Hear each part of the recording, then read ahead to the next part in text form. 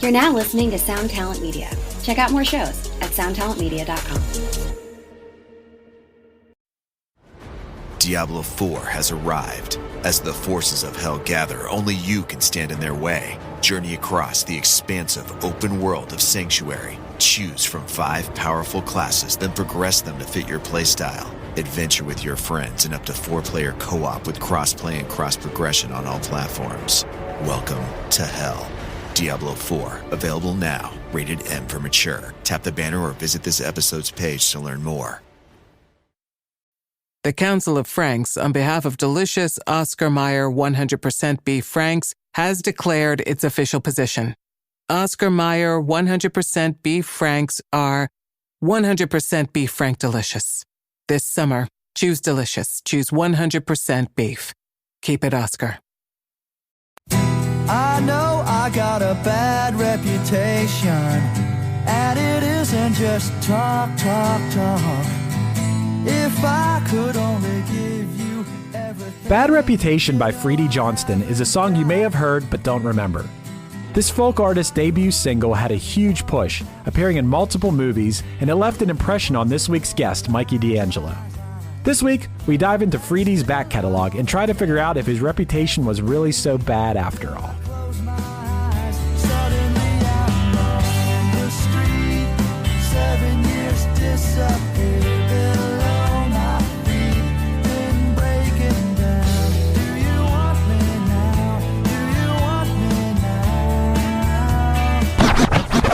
One hit is all you need to make the money guaranteed, and you can live off royalties forever. And it makes me wonder, is it just a wonder, or is it one-hit thunder? All right, Mikey, so you chose Freedy Johnston, Bad Reputation, which right off the bat made me think about my own reputation. And I don't know if I ever really thought about the fact if I have a bad reputation or a good reputation. And I don't know if that's something you can judge about yourself, you know? Yeah, I don't know if you can either. I would like to think that I have a good reputation, but I don't really know what other people think of me, other than the people I know who like me already. Yeah, same here. I'm sure there's a few people who don't like me, but you know, whatever. I don't know any of them. I think you're likable. I've never heard a complaint about you. You have a spotless reputation in my world. But as far as this song goes, I'm glad you hit me up about it because this is kind of a jam. Oh yeah. It makes me feel like I'm on the show Friends when I listen to it. I could definitely see that. Yeah. I don't know if it was ever on the show Friends. I just kind of assume it was, but it's got a real Friends vibe, and it's from the Friends era. It is definitely of that era. I was going to say, I was thinking about it because I was really nostalgic for a lot of... This came out in 1994. I was 10 years old at the time, and I used to make mixtapes off the radio, you know? And this song was like one of the songs that I taped off like the local pop station and would listen to all the time when I was a kid. Mixtapes off the radio were sick. I loved making those. Edit out those commercials. Man, all the hits. Yeah, I mean, I would tape the top 8 at 8 on B94. Yes, yes. And I don't know if this song would have made the top 8 at 8. It peaked at number 54 on the Billboard Top 100. But, you know, it made its mark. It made it onto some movie soundtracks and things like that. And I think that's how I knew it. I don't know which one of the movies that it was in that I knew it from. Yeah, I knew this song from the radio. It got played a lot on like the local pop rock station in Johnstown, PA. Yeah. And I guess I didn't realize that it was in Kingpin, which is like when I went back to revisit it, when I thought of it a couple of years ago, all the comments on the YouTube video were like, oh yeah, I know this song from Kingpin. I love Kingpin. It's my favorite movie, you know? Right. Kingpin was really setting off a lot of careers that year. Goldfinger was in that. I mean, they were. I actually rewatched that over the weekend in sort of preparation for this. Did you think? I feel like I watched it recently too. It kind of holds up, right? It holds up. There's some stuff that would not fly today, but overall, it's still pretty funny. Yeah. It has Vanessa Angel. Yeah. You couldn't be a guy in the 90s not like Vanessa Angel. That's for sure. I was just talking about her the other day. I don't know why she's coming up so much this week, but so Freedy Johnston is the singer of this song. Not his actual name. His name is actually Frederick Fatzer. Yeah. I wonder if the song would have been big if he would have kept his actual name. Fatser. Fatser. Yeah, Did you get that new Fatser? yeah. Once I saw what his real name was, I understood why he changed it. Right. And I don't know, if I was in his position, I would have a hard time too. You'd have a pretty good time. Mikey D'Angelo. That sounds, Well, you sound famous. There is already a very famous D'Angelo, though, who I could not look more different from. So, but you're Mikey D'Angelo, not sure. Yeah. You've always had a name. You're Mikey D is what I knew you as. And, that's pretty much what everybody knows me as still. Right. Even as a 36-year-old man. Yeah, you'll always be Mikey D. You ever? Yeah. I was thinking about this. You ever know somebody as a kid, and you called them a nickname, and then you see them like 20 some years later, and you don't know whether it's still cool to call them that? Yeah, absolutely. There was this dude I played hockey with as a kid, and then it turned out he was the neighbor of my buddy, and his nickname as a kid was Dirt. and then I saw him, and now he's a full grown man with a family and everything. And I didn't know what to call him. I was like, just like, hey man. And then I had asked my buddy, like, do they still call him Dirt? And you're like, yep, they still call him Dirt. Okay, cool. But Freedy changed his name. Probably a good move. I don't know if Frederick Fatser would have had a hit. No, I don't think so. He changed his name based on two things, both dealing with his mom. His mom called him Freedy, and Johnston was his mother's maiden name. Yeah. Then there was no stopping him. He was born in Kinsley, Kansas. He bought his first guitar at the age of 16, and then his friend drove him to a record store when he was 17 to buy an Elvis Costello record because he read about it somewhere, because his town had no record stores. He had never bought a record before, and that sounds totally made up, but it really does. I mean, you could hear the Elvis Costello though, if that is the real story. Yeah, I guess so. I can see the influence. Yeah. Did you dig into Freedy for this episode? Did you dig into some music? So I listened to this whole record and a few songs from other albums. Mm-hmm. Actually, I was looking because I really enjoyed this album. It's pretty good, like the whole way through. But the album before it, I guess, was more critically acclaimed.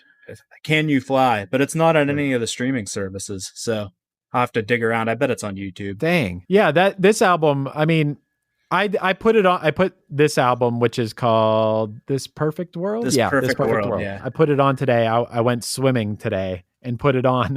I asked my friends, like, do you mind if I put this Freedy Johnston album on? They're like, okay.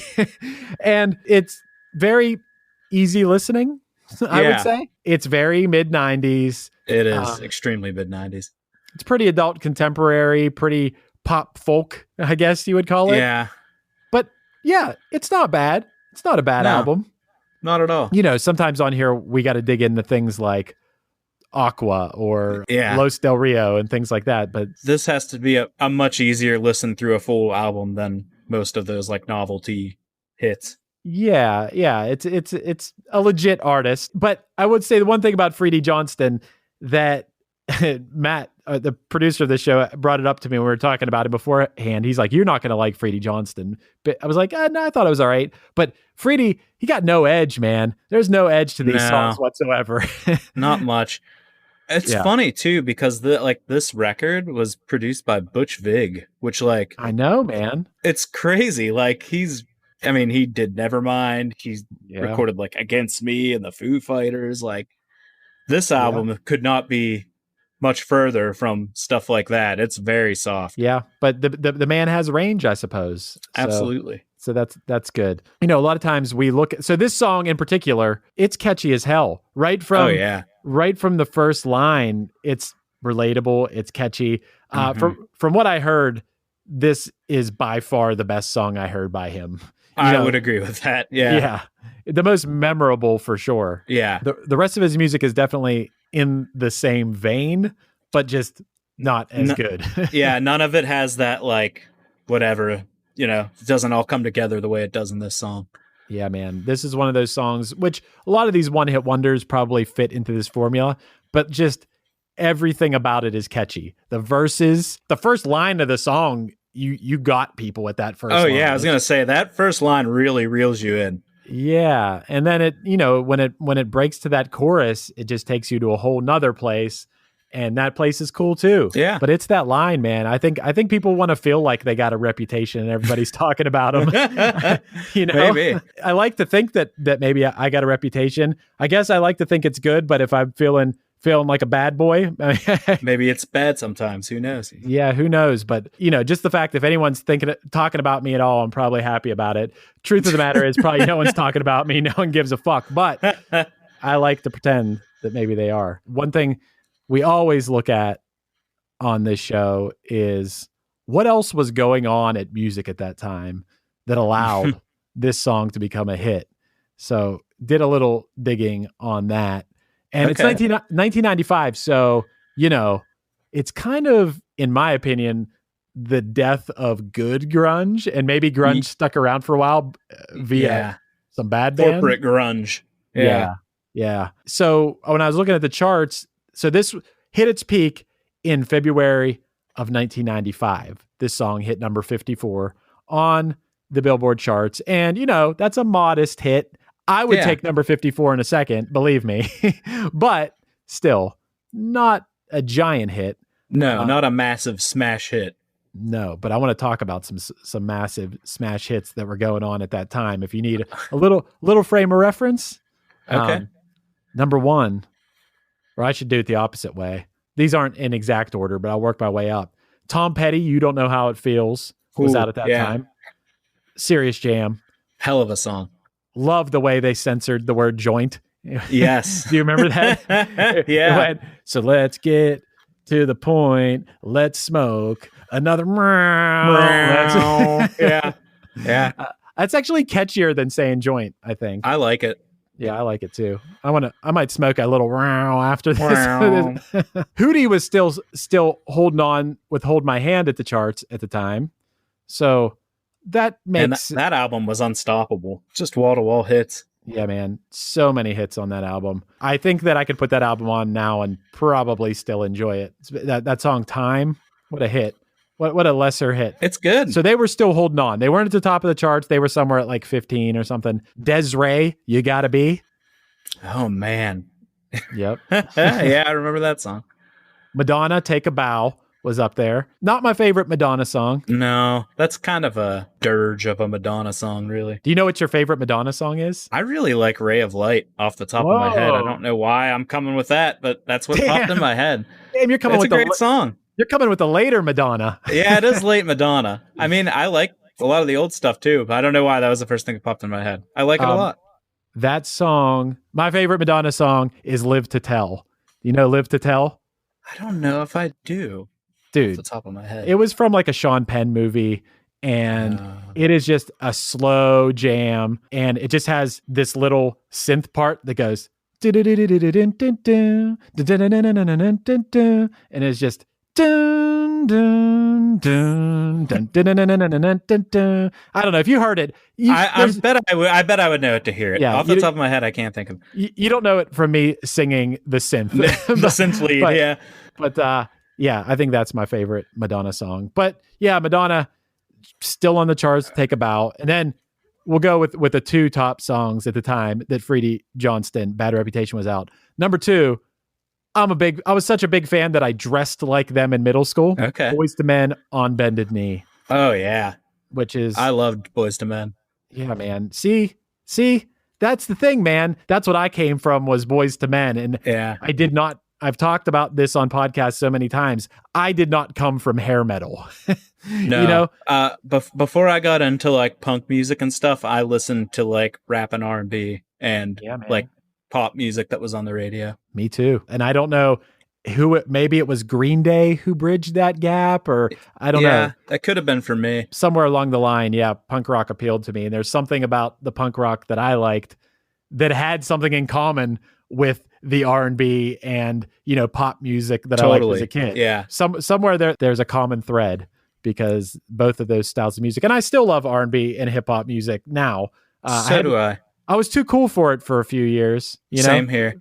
I kind of got out. I mean, I was always like, I would always try to keep up with what was going on in like underground hip hop or whatever, but like I was kind of out of the loop with everything else. But now I'm kind of just back into everything. Yeah, man, I came around full circle real hard. Yeah, like same. Unfortunately, I can tell you more about what's going on in pop music than I can in punk rock probably now. Yeah, honestly, maybe me too at this point. It's been kind of, I mean, I still listen to a lot of punk music and like indie rock or whatever, but yeah, I'm more balanced now, I guess I would say. Take your career to the next level with James City County Police Department. They're offering experienced, certified officers a career they deserve, with competitive pay and a signing bonus. Take-home cars, tuition assistance, homeowner assistance, and a comprehensive benefits package. Plus, you'll have access to specialized training and professional development opportunities, and a family-friendly community that values your contributions. Learn more at jamescitycountyva.gov. Ahoy, landlubbers! It's not just about seafood at Long John Silver's. Get a $6 chicken basket with all white meat chicken and your choice of side and hush puppies. The chicken is hand batter dipped and fried to golden perfection. And then top it off with a slice of cheesecake from the Cheesecake Factory Bakery. The $6 chicken basket is available for a limited time. Order online today at ljsilvers.com. Yeah, it's all good, man. It's all good stuff. But and then the number one song at this time was TLC Creep. Oh, and yeah.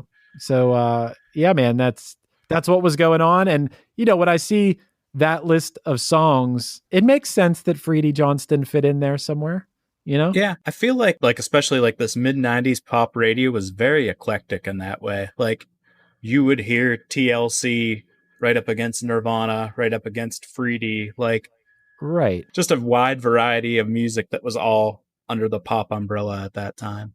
Yeah, man, I don't know if everybody thinks of the music from when they were a kid as being really good, but dude, seriously, the 90s were pretty fucking good. Pretty good. And you're talking about like the music that was popular. I mean, there's a lot of really good popular music that I don't think like the whatever 2000 to 2010, whatever you call that, era. The aughts, I guess. That's so dumb. Yeah, I've heard that before. The aughts. What the fuck? Who says aught? I don't understand. I don't know. The OOs I've heard, I guess. Yeah. I don't love that either. Yeah, that's dumb too. They need a word for that. But yeah, I don't feel like that was as strong of an era, but maybe that's just because I wasn't a little kid anymore. So I don't know. I think that has a lot to do with it. Like I said, I think my connection to this song in particular is just that I heard it at a time of my life when I was just really starting to get into music, and it just kind of stuck with me. Yeah, there's a lot of music out there that if you weren't there at the time, it's hard to, in retrospect, get into it. Yeah, and I would agree with that. I think that this song, I could get into this now if I hadn't heard it at the time. It's still catchy. Yeah. I guess what I'm referring to more like some of that old school punk rock that if you weren't there and you hear people talk about it all the time, it's like, I don't get it. I'm sorry. No. I don't get Black Flag. I don't get it. I wasn't there, and it's hard to, I talked about the Misfits on a recent episode. It's just, I get it. I like it, I guess. Yeah. But it's weird. Like some of that stuff, it's very hit or miss for me because I love the Descendants. And fuck yeah. I like the Misfits a lot too, but I'm not super deep. Like I know the hits and I really like them, but I was never real into them the way a lot of my friends were. I know, man. People. Well, you know what? At least I get it with them. I get it that they have these catchy choruses that are fun to sing along. A lot of woes. I get that. I get very it. catchy. I definitely get Descendants. I can listen to somehow those Descendants songs from 1982 are still good. They still hold up pretty well. Yeah, that's why I'm so impressed by that band. But but some stuff you had to be there. Oh, absolutely. I agree with that. Hey, a little thing I put together on my own, which I don't know if it's coincidence or not, man, but February 1995, Bad Reputation comes out. It hits his peak. You know what happened in March of 1995? I do not. Michael Jordan made his return. Oh. So I don't know. 45. Man. Yep, I don't know. Yeah, that's true. I didn't even think about that part, but I'm just saying, is it a coincidence? Most likely. It's 99 very likely. Yeah. That is the What most if MJ just heard Bad Reputation on the radio and started thinking about his own reputation? Yeah. Hey, got to get back out there. Yeah. I'm ruining it with this baseball. Yeah, right, man. Hey, something I saw that I don't know if you saw this was pretty interesting, pretty inspiring, and also maybe not everyone has this opportunity, so maybe it's not as cool as I'm making it out to be. But Freedy Johnston, yeah, he had that first album, which you brought up, you couldn't find on Spotify or anything. Yeah. It had critical acclaim, but not commercial success. So that's right, yeah. That might explain it. But to make his next album, the dude sold some of his family's farmland to finance the recording of his second album. And, damn, man, his he was really going all out on. I was going to say, he literally bet the farm on this record. He's like, my folk is so good that I'm going to sell my family farm. And dude, I mean, it paid off. The New York Times called that album one of the best albums of the year. So, and then he got signed to a major label, recorded Bad Reputation as part of the album Perfect World, really signed to Elektra, worked with Butch Vig. Rolling Stone named Freedy Johnston Songwriter of the Year in 1994, which is pretty wild. I mean, there's a lot. That's an honor. I mean, but there's a lot of songwriters out there. And 1994, they named him Songwriter of the Year. Think about the people that were around in 1994 that they were calling Freedy Johnston. Freedy Johnston, the Songwriter of the Year. I mean, 94, Kurt Cobain was still around. Yeah. I'm just a little bit of a bold proclamation by Rolling Stone. I would agree with. Yeah, the song's great, but I don't know how it stacks up against some of the top songs and albums of the day.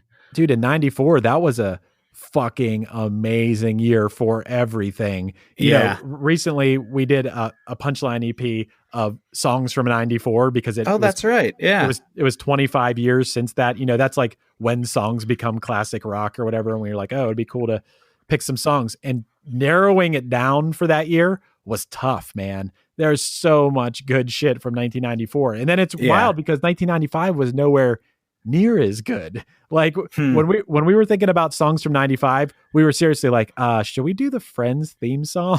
Or like, I mean, honestly, that was one of the things on there. Yeah. So 94, and I've talked about it so many times, but the movies of 1994 were fucking Forrest Gump and Shawshank Redemption and Pulp Fiction. And dude, the list goes on and on, like where you're like, whoa. It was a really huge cultural year. Yeah, man. And that's not even just me saying that because I was not coming of age, like I was 10, but like getting to the age where you start to notice culture more, I guess. Yeah, but I think that is a real feather in Freedy's cap to be named Songwriter of the Year in 1994. He could bring that up if someone's talking about how awesome 1994 is. He could be like, actually, did you know I was named Songwriter of the Year that year? You can't take it away from him. No, you can't. You cannot. Once you get that title, you can never take it away. It's never going. Bad Reputation, you talked about, it was in Kingpin. It was also in Things to Do in Denver When You're Dead, which I only know that movie because I was so excited as a young boy. I loved Jenny McCarthy so much. Oh, okay. And that was like her film debut. She was in okay. Which I don't think I know anything about this movie. It may have had Christopher Walken. I could be off on that. I don't remember it being very good. And I remember her role being very small, but I was just a Jenny McCarthy fan. And sure. I'm definitely not now, but no, at the time she was on MTV, singled out. Singled out, yeah. It was also in the movie Heavy, which I don't remember that movie, and Kicking and Screaming, which I think is the Will Ferrell kids soccer movie. It looks like it's a Noah Baumbach, or however you say his name. Okay. Movie. All right. Is that the guy that made the Squid and the Whale or something? Okay. Wow, yeah, that's that guy. The other Wes Anderson. Okay. He's like very similar style. Yeah. Yeah, man. Okay, cool. Something else I wanted to bring up about Bad Reputation. There's another song called Bad Reputation. Do you know the other Bad Reputation? Is it Joan Jett? Yeah, man. The Joan Jett Bad Reputation, which was also the theme of Freaks and Geeks. That song, she's like, yeah, I know I have a bad reputation, and I don't. Yeah, she's resolute in the fact that she has a bad reputation. Freedy's a little bit more like, he knows. Well, I guess Freedy knows he has it, and he said it. He knows it isn't just talk. Right, that's what I'm saying. I guess they're both songs about bad reputation. Yeah, I got a bad reputation. deal with it. You know, I just, when I think about which one I like more, that's a tough question because I kind of like both these songs. I like them both a lot too. I don't know. Maybe I would lean Freedy. I think I would too, but I like them both. I dug into the lyrics a little bit of the song. They're pretty straightforward. I think everyone knows what these lyrics are about. I had to look down what Herald Square is. He said suddenly. It's in New York. And it is like it's not like a very cool part of New York. It's like that's where Macy's is, isn't it? Yes. Yeah. It's like Times Square where Macy's is. That's what he's singing about. Isn't there a cooler part of New York City that you could be singing about than that? You would think so. Once again, it was the mid-90s. Everyone was watching Friends. That was everyone's impression of what New York was. You know, it wasn't some cool little part of Brooklyn or something. It wasn't like St. Mark's Place down on the Lower East Side. It was Herald Square. Yeah, that's what you. We're going to Macy's, baby. I recorded an album in New York City one time, and from where our apartment was for that like 6 weeks or whatever to the studio, I walked. I realized when I did this every day, walked past that Macy's. So I can really relate to this song, man. You're just like Freedy. Yeah, man. This song hits me hard. Otherwise, with Freedy, I don't know, man. We get to the point of the episode where it's like, well, is it one hit thunder? And, you know, a lot of things go into this. Not only is the song great, but did the artist deserve to have this huge hit? Does the back catalog strong enough to support it? Or is the song a one hit blunder? Like, nah, this shouldn't have been, you know? And I'm often talked into one way or the other by my guest. I can go in full bore like, oh, I'm giving Magic Rude a one hit blunder, man. And then by the end of it, I could be talked into it, man. I listened to that one and you did get talked out of making it a blunder. What would you give Magic Rude? We could talk about that first. So, boy, I really hate that song. But it also does get stuck in my head kind of a lot for a song I haven't like heard even that much. So it's sort of undeniable in that way. So I think I was brought around by that argument as well. Yeah. it was just half an hour of us talking shit on Magic, and then what? And then one hit thunder. Yeah. Yeah, man. As far as Freedy, I'm gonna have to err on the side of Thunder, I think. Oh, absolutely. Yeah. I mean, he literally sold his family farm to fund. Yeah. He really bet on himself and it paid off. And he's like still putting out, well, I don't know when his last album was, but he put out an album as recently as 2015. Like, all right. He seems like an actual, like, he just cares about making music. That's actually pretty important and a really good point. And I'm glad you said that because that's something that I say. I brought up, Josh Fiedler was on an episode about Elastica. That was my point about them was like, oh, they had this hit and then that was it. And then they put out one more album. They're like, all right, peace. You know, I always say that's just weak, man. That's weak. Yeah. Freedy put out a whole bunch of albums after this, actually. All right. Well, that's great. Then that just reassures my personal Thunder decision on this one. But yeah, man. Hell yeah. Well, anyway. Great song. So catchy. Yeah, man, for sure. And it's been really nice talking to you, man. Yeah, it's been great talking to you too. I love liking your tweets, but I rarely get to talk to you in person unless I see you at a show. And now shows don't exist anymore. And it's just podcasts, you know? Yeah. Which, hey, it's a great way to get to talk to you. Yeah, man, for sure. Thanks for coming on, man. It's been fun. Yeah. Thank you.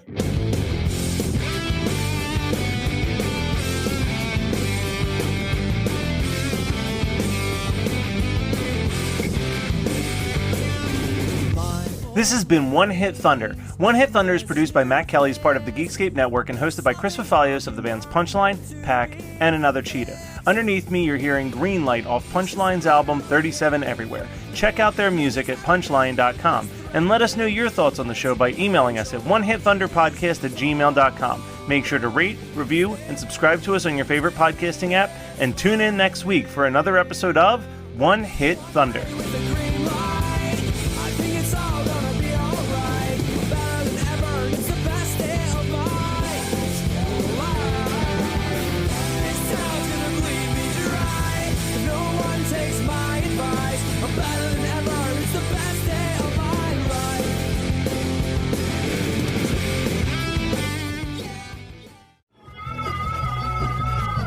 You're listening to the Geekscape Network. Hi, podcast listeners. I'm Carol Costello, a former CNN anchor and national correspondent. This January, I'm launching a podcast about one of the first cases I ever covered as a journalist. It's one that stuck with me all of these years, the one that buried itself under my skin and stayed put. It's a true crime series about an amazing woman named Phyllis Cottle, who defied torture and death and brought a fierce rage to the quest to find her attacker. Carol Costello Presents Blind Rage. It's a production of Evergreen Podcasts and signature title of the Killer Podcast Network. Listen and subscribe wherever you get your podcasts. Discover more great true crime and paranormal programming at killerpodcast.com.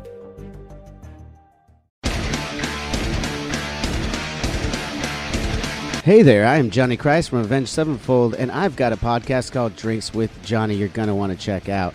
I sit down with a bunch of different people from all different walks of life, from professional wrestlers to actors, comedians, fighters, musicians, everything in between. I'm just looking to make some friends and have a good time doing it. So if that sounds like something you're into, go check out Drinks with Johnny, streaming everywhere now.